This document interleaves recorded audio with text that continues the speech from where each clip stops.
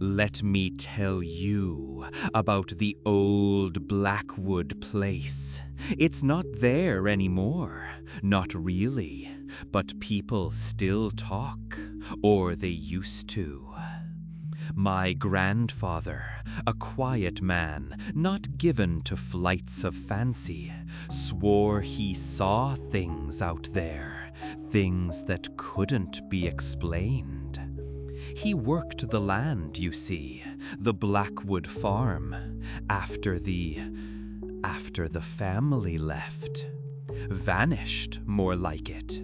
They said it was the Depression that hit everyone hard, but Blackwood, they had money, old money. The house was grand, 3 stories of dark wood and shadowed windows, sat back from the road like it was hiding.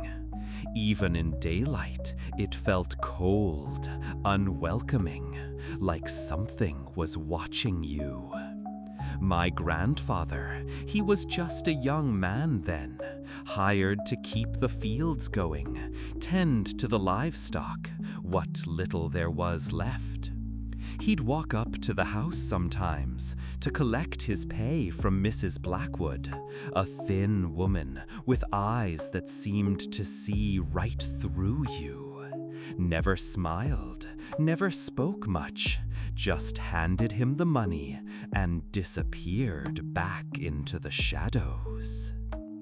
One day, he found a child's toy, a wooden horse painted bright red, lying in the dirt near the barn. Odd, he thought, because he'd never seen any children around the place. He asked Mrs. Blackwood about it the next time he saw her.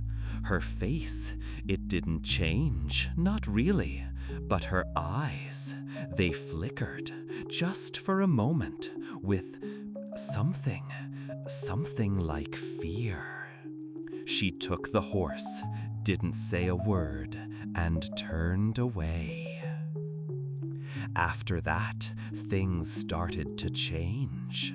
The livestock got sick, died one by one. The crops withered, even with plenty of rain. My grandfather, he started hearing things at night, whispers, just on the edge of hearing, like someone calling his name, but not quite.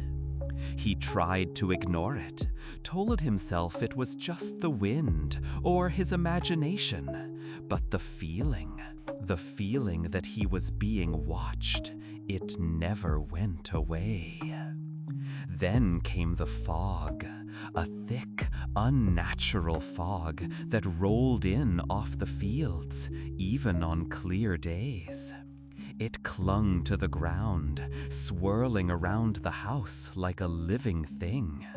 He said you could barely see your hand in front of your face, and the air, it was heavy, suffocating, filled with the smell of damp earth, and something else, something metallic, like old blood. One evening, as the fog was rolling in, he saw her, Mrs. Blackwood, standing in the middle of the field. She was wearing a white dress, and her hair was down, hanging loose around her shoulders. She was facing the house, her arms outstretched, like she was beckoning someone or something.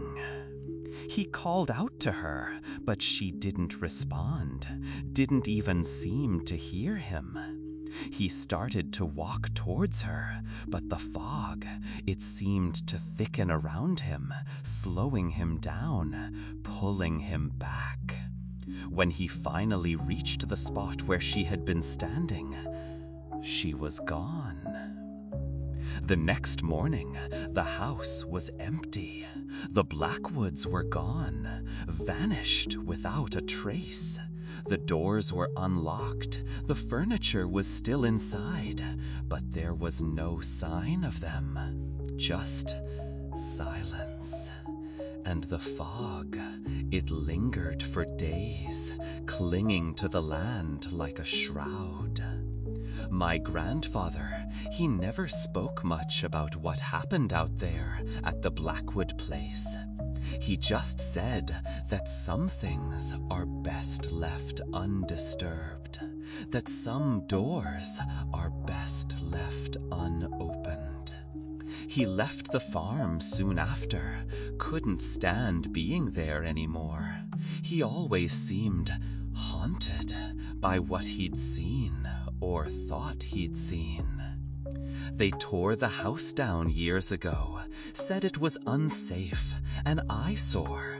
But some people still say that on foggy nights, if you stand in the fields, you can still hear the whispers and see the figure in white beckoning, waiting for someone to come home.